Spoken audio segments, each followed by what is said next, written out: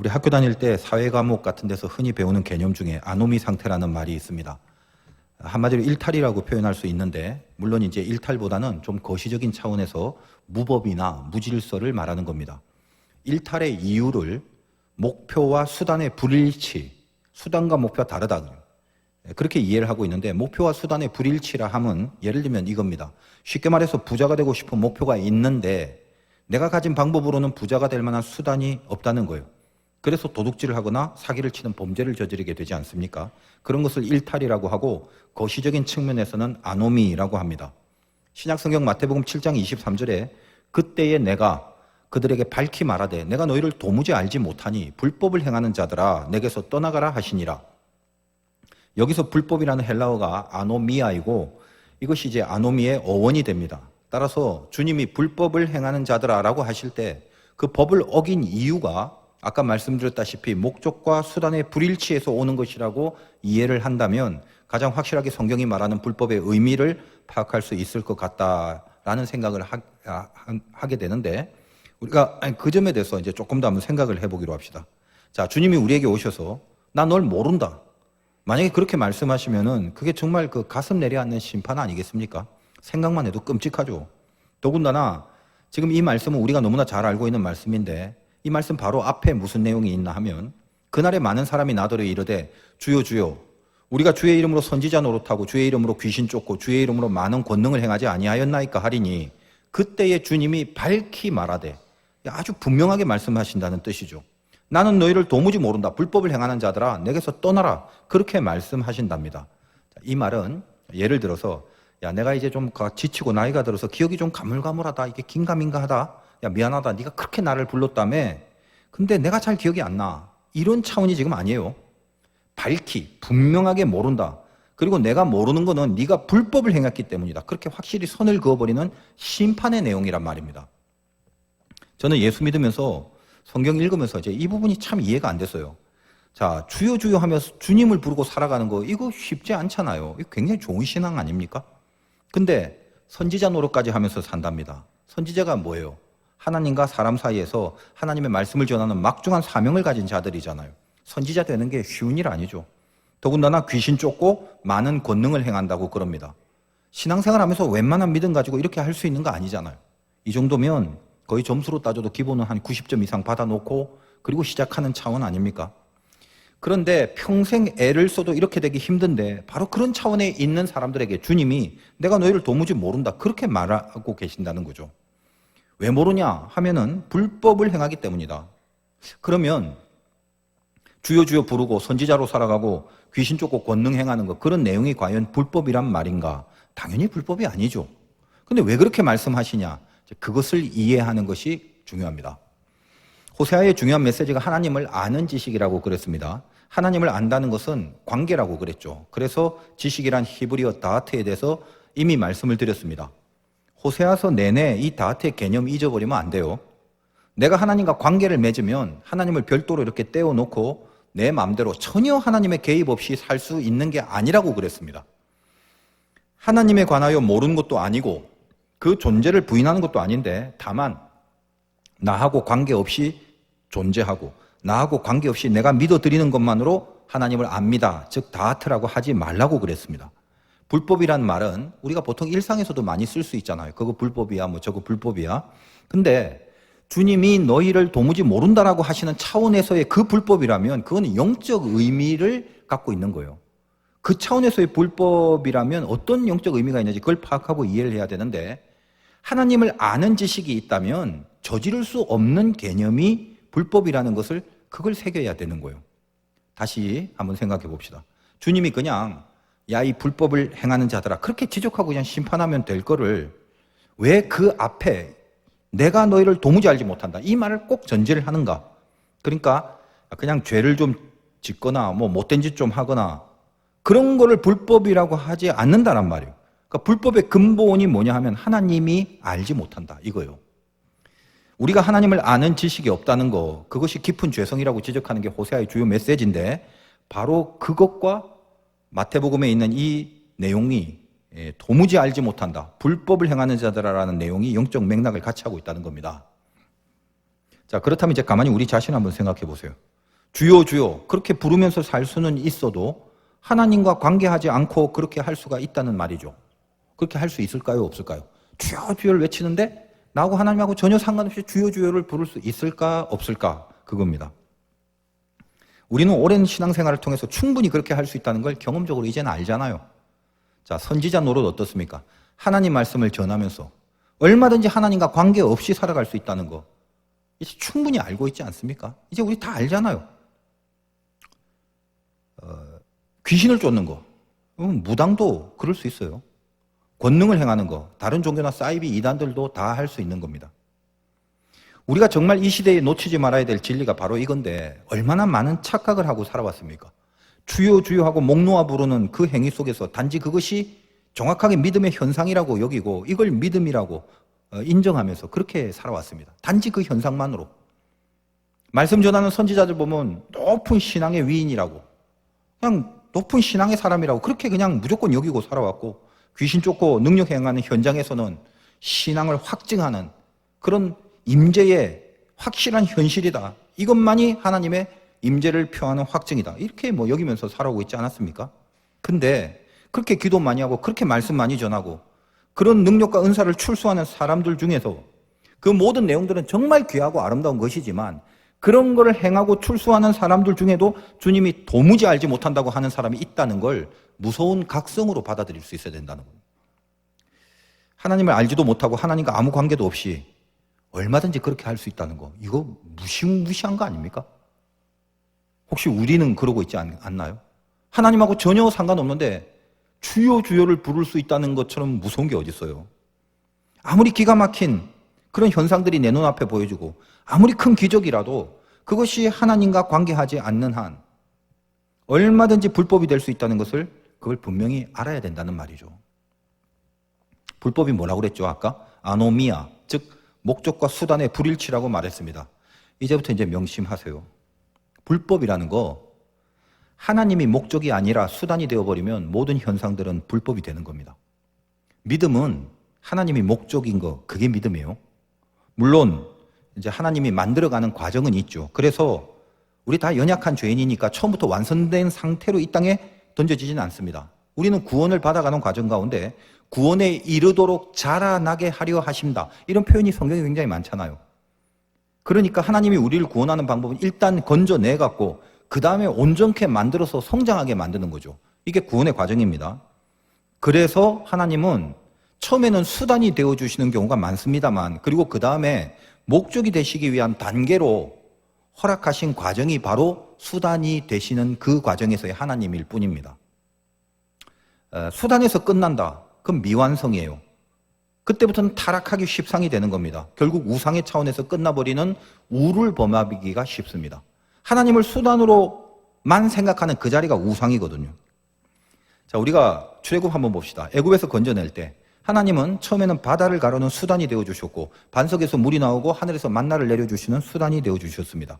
그래서 어떻게 해요? 가나안이란 약속의 땅으로 가서 하나님을 예배하고 하나님의 통치를 받고 하나님과 관계하는 하나님의 백성이 될 거 요게 목적이었는데 이스라엘의 제1세대들은 애굽을 나온 이후에도 여전히 처음 함께 하셨던 그 하나님을 수단으로만 삼는 신앙에서 머물러 버린 거예요. 그것이 금송아지라는 우상으로 드러나게 됩니다. 우리가 이제 앞으로 더 잘 먹고 더 잘 살게 만들어주는 바로 그런 수단으로서의 하나님이면 충분하다. 더 이상 진도 나가지 마. 진도 뺄 필요 없어. 금송아지를 만들고 파티를 하고 있을 때 그들은 아마 주여 주여라고 엄청나게 많이도 불렀을 것입니다.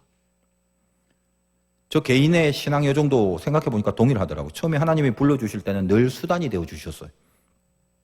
문제를 해결해 주시고 어려움도 이기게 하시고 병도 낫게 하시고 물질도 공급해 주시고 그리고 그 다음에는 이제는 하나님이 목적이 되는 신앙으로 끌어가시는 과정을 거치게 하셨습니다.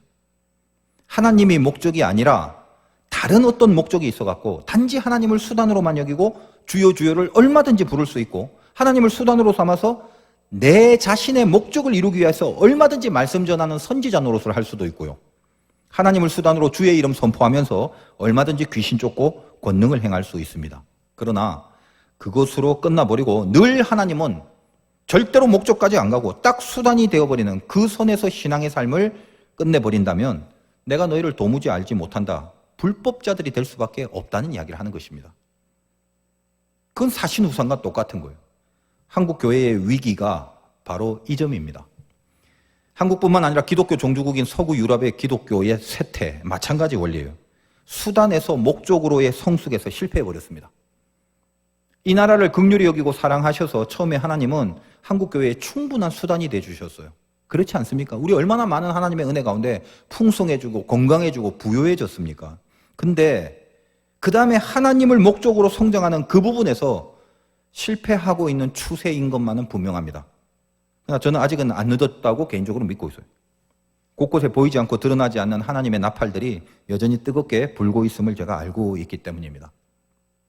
그러나 이스라엘의 역사를 통해서 그것을 경고해주고 있고 이 한국 교회를 향해서 경고해주고 있고 이 시대에 그 경고를 하고 있고 우리 개인의 삶 속에도 오늘 이 말씀을 통해서 동일하게 하나님은 나팔을 불고 계십니다. 목회하다 보면 안타까운 일들 많이 보게 돼요. 목사님 예수 믿었는데 왜 이렇게 되냐고, 하나님 믿어드렸는데 이럴 수 있냐고, 이럴 바엔 그냥 관두겠다고, 참 마음 아픈 경우가 많습니다. 얼마나 힘들고 어려우면 그렇게 되겠습니까? 물론 그럼에도 그런 슬픔과 좌절이 있어도 우리는 잘 모르지만 하나님만이 다스리시는 방법이 있어서 다시 그 자리에서 성숙하게 하시고 강하게 세우시는 섭리가 또 따로 있음을 잘 알고는 있어요. 우리는 잘 모르죠, 그거를. 하나님이 그렇게 하실 거라는 건 분명히 알고 있습니다. 당신의 자녀임에 틀림없다면. 그런데 단지 이제 딱 그 부분만 언급을 하자면, 예를 들어 예수 믿은 지 얼마 안 되는 분들이, 아직 믿음이 뭔지도 모르는 사람들이 몇 번 이렇게 교회 다니더니 늘상 이런 말 하죠. 야, 그럼 믿어봤자 돈도 안 생기고 잘 되는 거 하나도 없네. 에라이 점이나 보러 가자. 뭐 그런 식으로 말하는 사람들 보면은 제가 이런 생각을 해봐요. 이해는 하는데 교회가 도대체 이 예수 믿는다는 것을 저 세상 사람들한테 너무나 못 가르쳤구나, 이런 안타까움이 든다는 거예요. 목적과 수단의 불일치 현상이죠. 언제 예수 믿으면 부자 된다고 했습니까? 어디서 누구한테 배우고 들었는지 모르겠지만 아예 교회에 나오면서부터 그 기대 속에 사무쳐 오는 거예요. 내가 이제 하나님 믿어드리고 교회에 이제 예배 드려주니까 잘 될 거다라는 생각을 하는 거죠. 뭐가 잘 돼요? 영혼이 잘 되고 범사에 잘 되고 이런 거 없어요. 가난했다가 부유해지고 아픈 병이나 고치고. 이게 나쁜 건 아닙니다. 다 좋은 거죠. 근데 항상 말씀드리죠. 그것만이에요. 그게 목표예요. 그걸 위하여 하나님은 수단의 자리에만 머물러 있는 거예요. 그렇게 어디서 누구한테 듣고 배웠는지. 여러분, 하나님은 필요하기만 하면 당연히 그것 이상의 수십 배, 수백 배를 해주실 수 있는 분이 하나님이신 건 맞는데 그게 목적이 아닌 것까지 분명히 가르쳤어야죠. 기독교 신앙이 사실 우상과 다른 걸 분명하게 가르쳐줬어야 되지 않았겠습니까? 너희를 도무지 알지 못하니 불법을 행하는 자들아 내게서 떠나가리라 라고 말씀하신 후에 성경에서 바로 나오는 내용이 뭔지 아십니까? 그 유명한 비가 내리고 창수가 나고 바람이 불어 그 집에 부닥치니 바로 그 내용이 나옵니다. 주초가 반석이면 집이 무너지지 않고요. 주초가 모래 위에 세운 집이면 뭐 좀 안 되고 뭐 좀 고난이 불면 금방 우르르 하고 무너진다는 것입니다. 요 말이 어떻게 연결되는 것입니까? 왜 반석과 모래라는 비교를 합니까? 목적이 하나님이면 무너질 수 없고요. 고난 앞에서. 하나님이 수단일 때는 아무것도 아닌 고난 앞에 우르르 다 무너진다는 말이거든요. 이 시대 우리가 집중해야 될 영적인 코드가 갱신이라고 했습니다. 갱신의 핵심은 우리 신앙이 하나님을 목적으로 삼는 신앙으로 성숙과 변화를 말하는 거예요. 늘 이것이 중요하다고 말씀드려 왔습니다만, 그리고 이건 굉장히 어려운 작업입니다만, 이제 이 시대는 그 작업을 기필코 해내셔야만 하는 시대에 접어들었습니다. 요즘 이후로 예수 믿는 거 쉽지 않습니다. 하나님이 원하시고 인정하시는 신앙 갖는다는 거 굉장히 시대적으로 어려워요. 정신 바짝 차려야 돼요. 오늘 본문 1절 한번 보겠습니다. 나팔을 네 입에 댈지어다 원수가 독수리처럼 여호와의 집에 덮치리니 이는 그들이 내 언약을 어기고 내 율법을 범함이로다. 나팔을 입에 댄다. 나팔은 전쟁의 위기나 심각한 상태를 알리는 그런 기능을 합니다. 그러니까 지금 하나님이 경고하고 지적하고 가르치는데 일반적으로 말하는 게 아니라 대강 하는 게 아니에요. 지금 나팔을 불어야 될 상황이라는 것을 전제하고 지금 이야기를 하는 것입니다. 자, 그 이야기 내용이 처음이 뭐죠? 왜 아수르가 독수리처럼 이스라엘 덮치냐? 그들이 내 언약을 어기며 내 율법을 범함이다. 그런 거죠. 왜 고난이 이렇게 확 하고 엄습하는 줄 아냐? 예수 믿는 너희들에게 이런 말이에요, 지금. 하나님과 관계하는 그런 지식이 있다면, 즉 하나님을 아는 지식이 있다면 어떻게 하나님의 언약과 율법을 그냥 제껴버릴 수 있겠느냐.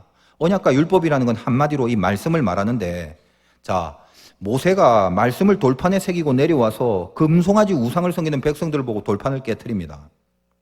이미 금송아지 우상을 섬기는 그들의 모습은 하나님이 수단으로 끝나버린 상태. 그 상태로 행하는 모든 것들은 하나님의 말씀일 수가 없는 거죠. 그들은 말씀을 지키는, 다시 말하여 하나님을 목적하는 신앙의 차원으로 살아낼 수준이 아니었다는 것입니다. 그들에게 무슨 율법과 언약이 무슨 필요가 있겠습니까? 무슨 효과가 있겠냐고요. 그래서 오늘 1절도 내 언약을 어기고 내 율법을 범함이로다, 그 말이거든요. 근데 그 금송아지를 만든 사람들이 뭐라고 말하는가 하면 오늘 이 이스라엘 백성도 마찬가지예요. 2절입니다. 그들이 장차 내게 부르짖기를 나의 하나님이요 우리 이스라엘이 주를 아나이다 하리라. 우리 신약성경에서 주여 주여라고 부르는 사람들도 동일한 질문을 하는 거죠. 주여 주여 부르짖었다는 거예요. 아, 하나님 제가 평소에 많이 찾았습니다. 저 하나님 잘 압니다. 진지 잡수셨나요? 근데 우리가 다 하나님 믿고 살았는데 왜 이런 몰골이 되어버린 겁니까? 저 몰라요 하나님? 교회 다니는데 왜 이래요? 그날에 주여 주여 부른 많은 사람들이 하나님께 하는 말하고 지금 동일한 코드죠. 하나님의 대답도 또 동일해요. 3절 이스라엘이 이미 선을 버렸으니 원수가 그를 따를 것이라. 선을 버렸다는 거예요. 불법을 행한다 이 말이에요. 너 언제 한 번이라도 나를 목적으로 여긴 적 있냐? 이 질문을 하시죠. 그러고도 나를 안다고 말하는 거냐? 나를 목적으로 삼고 뭔가를 해보고 나서 나를 안다고 그렇게 지금 얘기를 할 수 있어야 되는데 과연 나를 목적으로 삼은 적이 있냐? 4절 봅니다. 그들이 왕들을 세웠으나 내게서 난 것이 아니래요.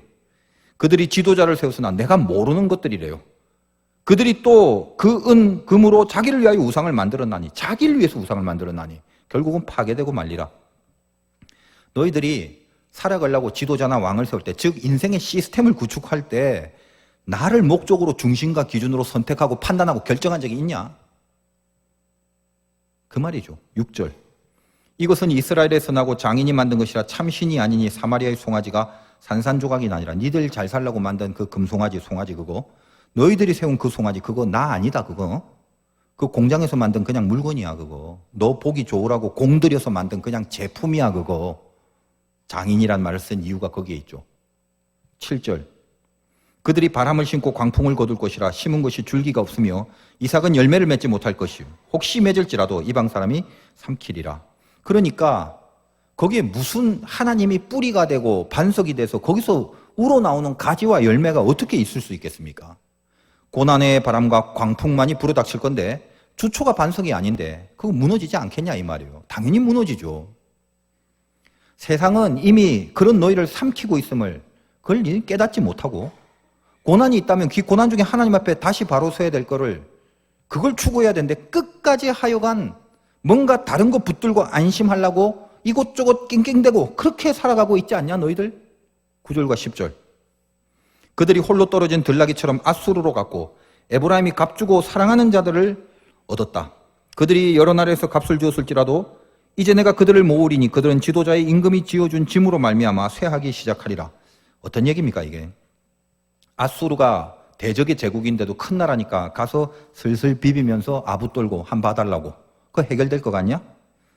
여러 나라에 값을 주었을지라도 무슨 말입니까? 센 나라 가서 돈 주고 뇌물 조공 바치면서 도와달라고 하면 저 세상의 제국의 힘이 너희를 도와줄 것 같냐? 너희는 이스라엘이다. 너를 이끌어가는 이가 하나님인데 그 하나님을 너희의 수단으로만 여기고 지멋대로 하나님이라고 제사만 지내면 그 수단으로 여긴 하나님이 지금 너의 목적을 이룰 수 있을 거라고 생각하냐? 네가 지금 삶을 풀어가는 방식은 영 엉뚱한 데 있는데 11절과 12절 에브라임은 죄를 위하여 제단을 많이 만들더니 죄를 위해서 제단을 만든다고 아예 그렇게 진단을 해버리시는 거죠. 하나님이 그 제단이 그에게 범죄하게 하는 것이 되었다. 내가 그를 위하여 율법을 10,000가지로 기록하였으나 그들은 이상한 것으로 여기도다. 너희가 만든 제단이라는 거 정말 하나님 앞에 예배하는 목적이냐? 하나님을 목적 삼아서 만든 거냐? 죄 지으려고 만든 제단 아니냐? 다시 말해 하나님이 수단만 되기를 바라면서 니들 목적을 이루려고 만든 제단 아니야? 거기에 10,000가지의 말씀을 주면 뭐하냐? 그 말씀을 이상한 것으로 여기며 살아가는데 하나님이 목적이 아닌데 어떻게 하나님이 주신 말씀을 내 삶 속에 적용할 수 있습니까? 그거 이상한 거거든요. 그렇게 살라고? 이렇게 하라고? 그분이 나의 목적이 아니고 그분은 내 소원을 들어주는 수단밖에 안 되는데 어떻게 그분의 말씀이 나에게 적용이 될 수 있는 정상적인 것이겠어요? 나하고 전혀 관계없는 이상한 것들이에요. 하나님이 목적이 아닌 사람에게 말씀은 이상한 것밖에 안 되는 겁니다. 그런 말 아니겠어요? 13절과 14절에 그들이 내게 고기를 제물로 드리고 먹을지라도 여호와는 그것을 기뻐하지 아니하고 이제 그들의 죄악을 기억하며 그 죄를 벌하리. 그들은 애굽으로 다시 가리라. 이스라엘은 자기를 지으신 이를 잊어버리고 왕궁들을 세웠으며 유다는 견고한 성읍을 많이 쌓았으나 내가 그 성읍들을 불을 보내어 그 성들을 삼키게 하리라. 고기 갖다 바치면 하나님 기뻐하면서 너희들 목적이 이루어질 것 같냐? 너희들 아무리 왕궁과 성읍을 견고하게 쌓아놓는다 해도 그거 다 부질없이 패망할 것임을 명심해라. 너희들의 목적이 하나님이 되지 않는 이상 네가 행하는 모든 것들은 불법일 뿐이다. 오늘의 나팔 소리가 그겁니다. 이 나팔 소리는 하나님이 당신을 수단으로만 삼는 그런 우상의 신앙을 지적하고 경고하고 있는 그런 메시지들이지만 우리는 알다시피 이 8장만 호세아가 아니라 호세아 전체를 우리가 알고 있잖아요. 그러니까 이 전체 안에는 그럼에도 우리를 향하신 불붙는 긍휼하심으로 우리를 자녀로 만들고야 마시는 고멜과 같은 우리를 다시 신부로 회복시키고야 마시는 그런 하나님의 사랑이 서려 있다는 것을 우리는 알고 있습니다. 그래서 우리가 지금 행하는 이 불법의 개념을 다시 한번 본다면 불법과 무법이라는 게 있는데 차이가 있죠. 제가 사전적인 정의를 구별하려는 건 아닙니다. 그 메시지를 지금 위해서 나름대로 개념을 잡는 차원에서 말씀드리는데 여러분 무법이라는 건 법 자체가 없는 거죠. 그러므로 법과 갈등을 일으킬 여지가 없습니다. 그냥 마음대로 하면 돼요. 왜? 법이 없기 때문이죠. 마음대로 해도 전혀 부닥침이 없습니다. 그는 선을 넘어 저 밖에 있는 세상이에요. 법하고 전혀 상관이 없는 법이 있는지도 모릅니다. 법이 아예 없어요. 그러나 불법은 뭐예요? 법을 압니다. 그런데 법을 어깁니다. 이 차이예요. 하나님이 우리에게 말씀을 주셨어요. 너 알아서 잘해봐라. 만약에 내 마음에 안 들면 그냥 내가 알아서 잘라버릴게. 그렇게 하시지 않으십니다. 아무것도 없이 잘하나 못하나 보고 못하면 확 잘라버리면 되지 뭐. 마음대로 해봐. 이렇게 안 한다고요. 어떻게 하신다고요? 말씀을 우리에게 주시는 거예요. 이게 법이다라고 주시는 거예요. 인간의 그 죄성 때문에 깨어진 십계명의 돌판을 하나님은 그 다음에 또 만들어 주시죠. 이분이 하나님이에요. 우리 안에 하나님 말씀이 들어와 있습니다. 많이 거부했고 많이 안 따라도 하나님은 지속적으로 우리들에게 말씀을 주십니다. 우리는 운명적으로 무법이 될 수 없다는 게 이게 일단 은혜라는 거예요. 법이 나에게 없다면 내가 애를 쓸 필요도 없으며 애쓸 이유도 없고 애쓰고 싶은 마음과 동기도 전혀 없는 거죠. 우리는 선 넘어 밖에 있는 세상에 살아가는 것입니다. 그렇다면. 근데 우리에게 이미 법이 있습니다. 말씀을 우리에게 줬다고요. 이게 너무나도 큰 은혜예요. 지키냐 안 지키냐의 문제는 일단 그 다음번이고. 근데 우리 안에 들어온 말씀, 즉 우리 안에서 함께 하시는 하나님은 드디어 나와 관계를 맺는데 보통 세 가지의 형태로 나누어집니다. 첫째는 가장 좋은 거죠. 하나님이 목적으로 존재하십니다. 다시 말하여 내 안에 하나님이 말씀이 들어와서 내 자신을 쳐서 복종시키면서 드디어 하나님의 말씀을 살려내는 그 관계성 속에 있는 이 가장 좋은 모습이죠. 그리고 우리가 목표를 해야 되는 신앙의 지점입니다. 근데 우리가 연약하니까 그렇게 못하고 그 다음 단계, 좀 떨어지는 단계, 이게 일반적인데 두 번째는 뭐냐면 충돌과 갈등을 일으켜요. 그래서 때로는 말씀이 이길 때가 있고 때로는 말씀이 질 때도 있습니다. 상태 좀 좋으면 이기고 상태 나쁘면 여지없이 지고 하나님이 목적이 됐다가 또다시 내가 목적이 될 때가 있습니다. 이 단계는 준법과 불법이 오락가락하는 차원이죠. 근데 셋째, 요거 엉망인데 무법 같아 보여지는 그런 불법이라는 거예요. 그러니까 형태는 무법이나 불법이나 비슷한데 내면적 차원이 다른 거죠. 분명히 내 안에 말씀이 자극을 주고 있어요. 근데 철통같이 막고 거부하고 그래서 이걸 아예 이상한 것으로 여깁니다. 있는 건 알아요. 근데 이걸 내가 막아버리고 100% 거부를 하다 보니까 전혀 그 있다는 것에 대하여 마음의 갈등과 고민도 없이 불법만 자행을 합니다. 무법하고는 다르죠. 무법은 법이 없어요. 불법은 있는 줄 아는데 전혀 영향을 미치지 못합니다. 아주 상태 안 좋은 거죠. 근데 기회는 있어요. 무법은 기회조차 없어요. 불법은 기회는 있습니다. 말씀이 심기어진 자녀이기 때문에 그래요. 일단 들어왔어요, 말씀이. 안에 있단 말이에요. 호세아를 통해서 지금 이스라엘에게 나팔을 불라. 그 나팔은 그들의 경지가 지금 이 세 번째 엉망인 상태에 와 있기 때문입니다. 셋째에서 둘째로 가야 되고 둘째에서 다시 첫째로 가야 되는 거, 그게 성숙이죠. 하나님이 수단이었다가 하나님이 목적으로 가야 되는 거. 그것이 하나님을 믿는 신앙입니다. 고난이라는 거, 우리 기독교 신앙에서 얼마나 뼈저리게 다루고 또 절실하게 해결하고픈 그런 인생의 이슈입니까? 그럴 수밖에 없는 것이, 하나님은 당신의 진짜 자녀에게는 예외 없이 다 고난을 준다고 하셨기 때문에 자녀라면 반드시 넘어가야 되고 해결해야 되고 통과해야 되고 극복해야 될 것이 바로 고난입니다. 신자가 풀어야 될 평생의 숙제죠. 근데 숙제 좋아하는 학생이 어디 있겠냐마는, 숙제는 해야 되죠. 숙제를 해야 실력이 생기는 법입니다. 이 불법의 차원을 극복하기 위하여 하나님이 던져주신 거, 그게 고난이에요. 이스라엘이 바로 지금 이 고난을 만나고 있다는 것입니다. 오늘 다시 마지막 14절에 보니까 이스라엘은 자기를 지으신 이를 잊어버리고, 이런 표현이 있죠. 그 이스라엘이 뭘 잊어버렸어요? 자기를 지으신 이를 잊어버렸다. 왜 하필 지으신 이를 잊어버렸다고 하는가? 하나님을 잊어버렸다는 뜻일 것 같은데, 하나님의 능력을 잊어버렸다든지 하나님의 존재를 잊어버렸다든지 하나님의 은혜와 하나님의 사랑을 잊어버렸다든지 이런 표현 안 하고 하필 지으신 이를 잊어버렸다, 창조주를 잃어버렸다고 진단하는 이유가 뭡니까? 나를 만드신 그분이 내 인생을 어떤 우연 속에 던져버리겠냐라는 그 말이죠. 근데 인간이 고난을 당하면 연약해지니까 고난 당하자마자 즉각 그것을 우연으로 생각합니다. 무슨 말이냐면 우연히 극복될 수도 있고 우연히 망할 수도 있다는 불안 속에 사로잡힌다는 거예요. 모든 인간의 연약함이 그거거든요. 뭘 잊어버렸다고요? 나를 지으신 하나님을 그때 잊어버리는 거예요. 신자의 신비함이 뭐예요? 고난이라는 건 안 믿는 사람이나 믿는 사람이나 동일하게 닥치면 동일하게 죽을 것 같고 동일하게 망할 것 같은 느낌이 들어요. 근데 하나님은 그 고난을 통해서 하나밖에 없죠. 하나님이 목적이 되는 인생으로 결국 바꾸고 가시고야 마는 거예요. 오직 이겁니다. 그분이 나를 지으셨다. 이게 무슨 의미죠? 이걸 까먹지 말아야 되는데, 사람도요, 자기가 뭘 만들려면은 아무리 하찮은 거라도 다 용도가 있어서 만드는 거죠. 아무 쓸데없이 뭘 만든다. 이거는 정신병원에서나 좀 가능한 일이지, 제정신을 갖고 있는 사람이 시간과 공을 들여 뭘 만든다면 이게 아무리 하찮아도 분명히 용도가 있는 거란 말이에요. 그런데 만군의 하나님 여호와가 나를 만들어 놓고 그냥 만든 걸로 끝나실 리가 없는 거죠. 근데 우리는 까먹어요. 까먹는다고. 우리가 머리는 좋은데 악지능은 거의 멘사 수준이에요. 근데 영적 지능은 늘 한 자릿수예요. 우리 모두가 마찬가지입니다. 왜? 고난이 닥치자마자 방금 전에 은혜 받아놓고 고난 한번 불어오면 망하는 줄 안다니까요. 나를 지으신 하나님을 잊어버려요. 뭔가 나를 용도가 있어서 만들어갖고 그 사용하시려고 끌고 가시고 통치하시는 나를 만드신 하나님을 잊어버린단 말이에요. 그래서 자기가 할 수 있는 그런 하나님 이외의 방법들을 모든 걸 다 붙잡으려고 팔버둥을 치기 시작합니다. 고난을 만나게 되면.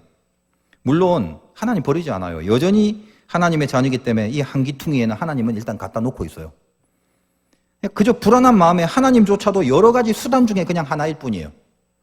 그러다가 드디어 망연자실하게 만드는 강풍을 만나버립니다. 비가 오고 창수가 오고 바람이 불어버려요.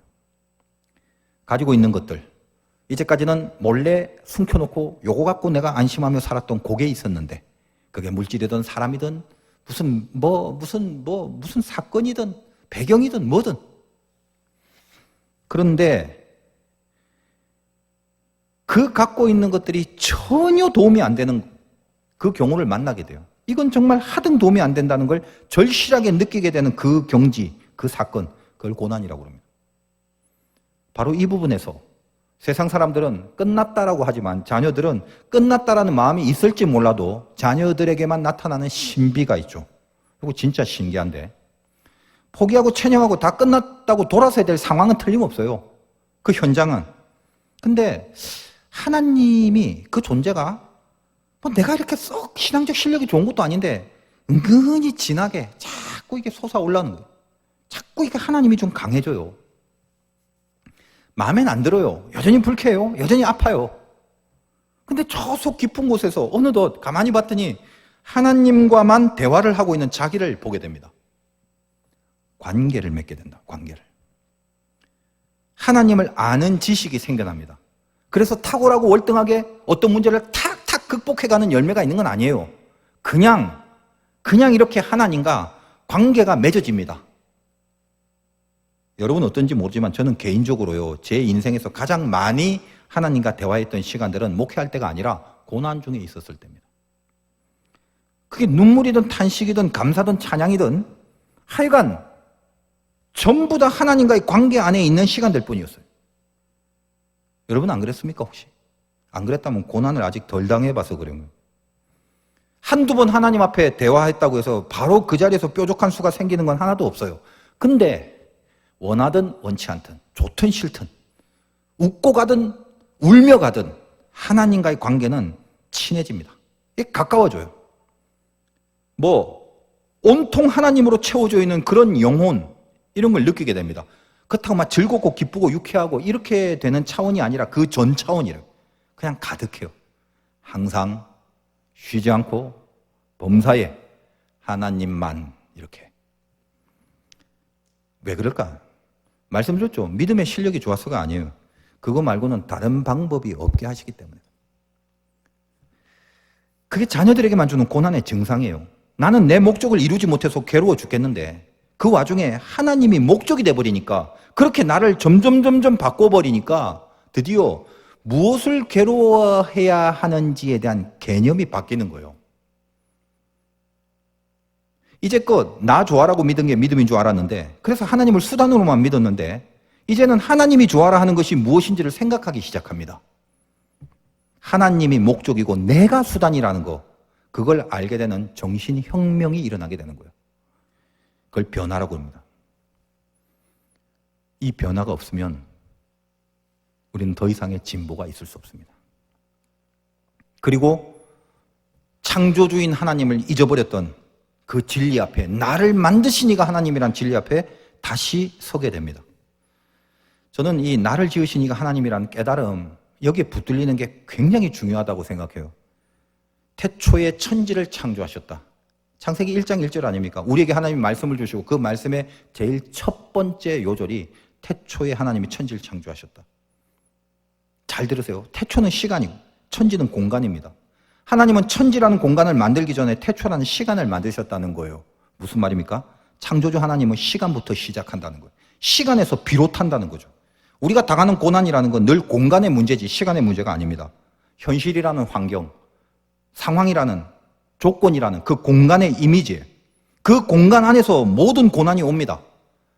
근데 하나님은 이스라엘의 공간을 이제 오늘 말씀 가운데 아수르라는 고난의 천지 속에 집어넣어 버렸어요. 그리고 당신의 자녀들로 하여금 하나님과 관계하는 그 태초의 처음 시간을 아수르라는 고난의 천지라는 공간 안에서 살아내라고 요구하십니다. 여러분 잘 생각해 보세요. 공간이라는 거 내가 어떻게 할 수 있는 거 아닙니다. 여러분 그렇게 생기고 싶어서 그렇게 생겨서 태어나셨나요? 여러분 한국 남한에서 태어나고 싶어서 태어나셨나요? 내가 어떻게 할 수 있는 게 아니라니까요. 나의 그 자리라는 거. 내 의지로 된 게 아니에요. 사실은 내 의지로 된 것 같죠? 절대 그렇지 않습니다. 그건 내 마음대로 바꿀 수 있는 게 아니에요. 나 이 환경 마음에 안 들어. 이 공간 내가 마음에 안 들어. 나 요걸 원해. 나 이렇게 갔으면 좋겠어. 나 저기 갔으면 좋겠어.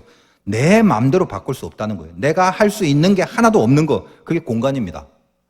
그런데 내가 할 수 있는 게 있어요. 어떤 공간이라도 그 공간 안의 시간은 내가 내 의지대로 살아낼 수 있습니다.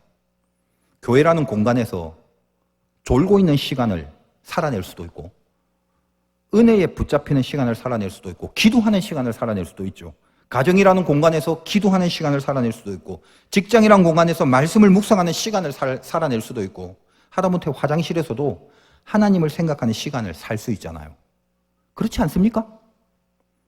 저는 나를 지으신 창조주 하나님이, 이거 잊지 말라고 그러는데 오늘 말씀 가운데 그 처음 말씀하신 창세기 1장 1절에 인간 인생의 모든 비법이 있다라고 저는 깨닫게 됐어요. 인생의 모든 비법을 터득합니다. 뭐죠? 시간이 공간을 잡는다는 거예요. 하나님의 시간을 카이로스라고 하고, 하나님의 은혜와 능력이 있는 그 은혜와 능력의 필드, 그거 카리스마라고 합니다. 내가 나의 시간을 카이로스로 만들어버리면 나에게 주어진 모든 공간은 하나님의 카리스마로 창조된다는 사실을. 태초에 하나님이 천지를 창조하신다. 이게 저와 우리들 모두의 인생의 요절이 돼야 마땅합니다. 태초 다음에 천지를 창조하십니다. 그러니 우리 고민이 뭐죠? 늘 현실이라는 환경이에요. 그걸 내 마음대로 바꾸려고 너무 낑낑대지 마세요. 공간은 내가 만질 수 있는 게 아니란 말이에요. 애쓰지 말고 내가 던져진 그 환경 안에 있는 나의 시간을 바꿔야 돼요. 고난이라는 건 우리를 결국 그렇게 하게끔 끌어가시는 도구가 됩니다. 그래서 하나님이 고난을 주는 거예요. 뭐 눈에 보이는 거창한 환경과 공간, 딱 벌어지는 눈에 보이는 그런 어떤 배경과 상황, 여기에 집중하지 마세요.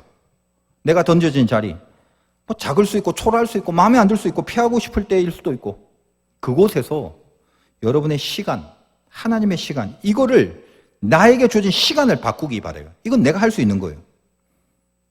저 개인적으로 흔히 말하는 그 기독교의 뭐 열방이란 말을 언제부터 썼는지 몰라도 저는 그렇게 별 좋아하지 않습니다. 물론 이제 뭐 나쁜 말은 아니고 쓰지 말란 말이 아니라요. 저는 일단 열방 그러면 들을 때부터 뭔지 몰라도 너무 거창해서 실감이 안 나. 열방을 품고 그렇게 하는데, 내가 지금 혼자 있는 초라한 자리 있잖아요. 지금 만나고 알고 있는 그만한 사람들, 힘겹지만 일하고 있는 그 자리, 그리고 때로는 아무도 없는, 아무도 안 보는 나만이 있는 그 혼자의 어떤 공간, 골방이라고. 그 골방에서 하나님과 함께 하는 시간을 살아내는 일에 집중할 것이 우선돼야 될 문제죠. 열방을 품으려고 하지 말고 골방부터 품으란 말이에요. 왜 열방이 실패합니까? 골방이 실패하니까 열방이 어떻게 성공할 수가 있겠어요? 골방은 실패해놓고 뭘 자꾸 열방을 품으라고 그래요? 그래서 열방이 품어졌습니까, 지금까지? 어떤 환경과 눈에 보이는 공간, 그걸 목적하고 그걸 추구하는 바람에 정말 지켜야 될 카이로스는 다 사라져버린 거죠. 뭐가 먼저입니까? 시간이 먼저라니까요. 이 순번을 어기는 순간 목적과 수단이 바뀌어지는 것이고, 이 순번을 어기는 순간 우리는 영원히 하나님이 우리에게 허락하신 인생의 비법에 우리가 다다르지 못하게 된다는 거예요. 저는 이 창세기 1장 1절이 얼마나 큰 힘이 되는지 모르겠어요. 내 골방을, 마음에 안 들 수도 있겠죠. 골방이니까. 근데 이 내 골방을 하나님의 시간으로 만들어버릴 수는 있잖아요. 하나님의 시간으로 만들어버릴 때 어느덧 그 골방이 바로 열방이라는 사실을 알게 될 겁니다. 나를 지으신 창조주 하나님이 시간을 통해서 공간을 창조하신다는 게 얼마나 든든한 약속입니까? 고난이라는 건 환경을 건드리지만 바로 그 고난 때문에 내가 시간을 잡게 됩니다. 명심하세요. 가장 중요한 어록입니다. 시간만 카이로스라면 공간은 언제나 카리스마로 창조된다. 이게 하나님이 우리들에게 주시고 보장해 주시는 약속이고 진리입니다. 여러분, 어떤 공간 속에 있습니까? 어떤 환경 속에 있습니까? 그럼 거기서 뭘 하려고 하십니까? 하나님의 시간을 살아낼 때 그 시간이 공간을 창조합니다. 그게 우리를 향한 하나님의 뜻입니다. 그것이 비록 고난의 공간이라도 말입니다. 이 보장받은 운명의 약속을 알고 있을 때 얼마나 든든한 말씀입니까? 저는 이 말씀에 붙들리는 순간 세상 살아가면서 별로 주저할 게 없더라고요. 거절당하고 거부당하고 때로는 사람들의 인식과 사람들의 이목이 빗나가거나 혹은 인정받지 못하는 경우도 살다 보면 있을 수가 있겠죠. 근데 그것 때문에 내 운명이 어떻게 우연히 잘못된 건가? 아니면 어떻게 우연히 잘 될 건가? 이런 거에 불안과 두려움을 갖고 살아가는 것이 아니라 처해진 그곳에서 그걸 거부하거나 그걸 불평하거나 원망하는 것이 아니라 던져진 나의 골방에서 하나님의 시간을 내가 붙잡을 수 있다는 그 사실과 그 약속이 얼마나 큰 힘입니까? 시간이 카이로스면 된다는 말이에요. 우리 모두에게 하나님께서 그 약속을 주시고 있습니다. 나를 지으신 나의 하나님, 그 오늘 말씀처럼 그거 까먹지 마세요. 그 하나님이 나의 수단이 아니라 나의 목적이 될 수 있도록 지금 내가 주어진 환경, 거기 그 자리, 바로 거기서 하나님과 관계하는 시간, 그것만 만들어내시기를 우리 주님의 이름으로 축원드립니다.